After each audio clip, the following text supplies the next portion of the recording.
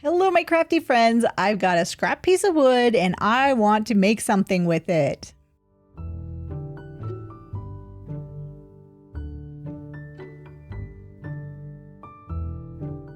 So I've got this scrap piece of wood that I painted white, and now I'm going to put a coat of Mod Podge on it. This is just satin finish Mod Podge that I got from Dollar Tree. I like that they have the smaller bottles. I think they're 2-ounce sizes and they're only $1.25. Well, at least they were $1.25.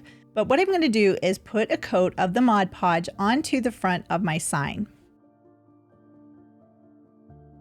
And if any of it runs down the sides, then I will go ahead and smooth that out as well.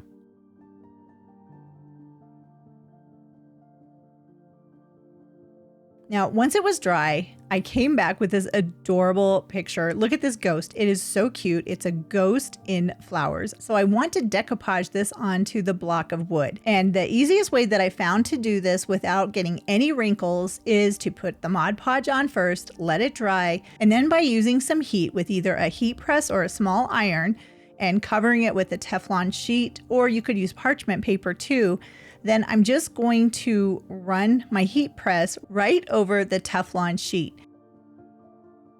Now you can see the print of the ghost through the Teflon sheet. So I'm just going to go over it multiple times with my heat press.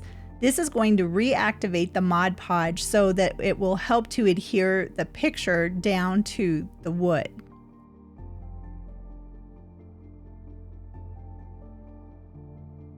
And this is one way to decoupage that you will not get any wrinkles. Look at how cute that is. And I just used regular copy paper that I put into my printer. I found this picture on Creative Fabrica, and I will leave a link in the description box below in case you wanted to get this picture for yourself, because it's just so cute. Now, once I had cut away the excess paper, or at least a lot of it, then I came back with my micro sander and I just sanded away any of the extra paper. So this is going to give me a nice clean edge all the way around my block of wood. Then I don't have to worry about trying to cut everything with my scissors and getting it just perfect. This gives a really nice clean edge all the way around the project.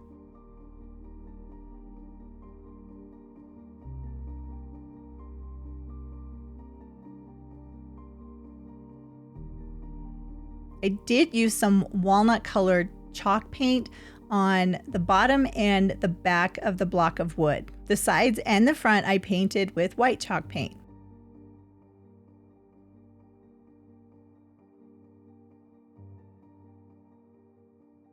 Now, once I had all of that excess paper off, then I did sand all of the edges of my wood. I want this to have kind of a old look, and by sanding away some of the paper on the front, it makes it look like this ghost print paper is a part of the wood and not something that I just secured onto some scrap wood. And I think that fits really well into this type of a print because it's got some tattered edges on the top and the bottom as well.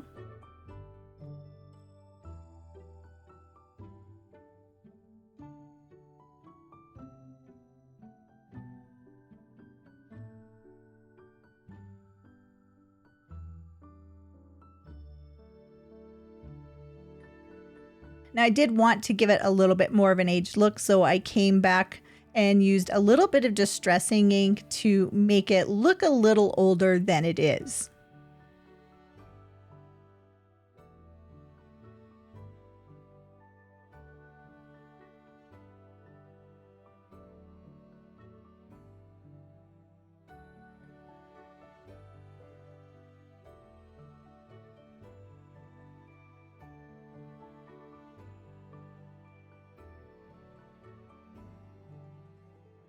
But I wanted to do just something a little bit extra. So I took some black acrylic paint and I just painted the eyes of the ghost with the acrylic paint.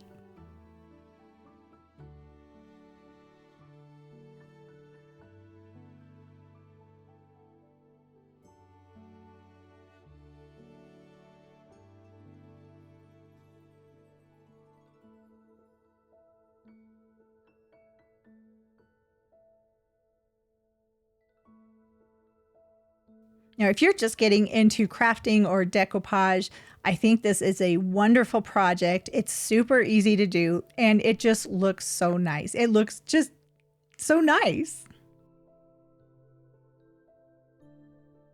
And if you wanted to, you could seal the project, but I love the rustic appearance of it. And this is actually better than I thought it was going to turn out. I think it's a great addition for not necessarily fall, but definitely for some Halloween decorating. What do you think? Now, if you enjoyed this video, go ahead and click that subscribe button. And if you click the bell notification, you'll get an alert every time I have a new video coming out. I've got a lot more different fall and Halloween DIYs to share with you, so go ahead and click that subscribe button, and I'll see you in the next video.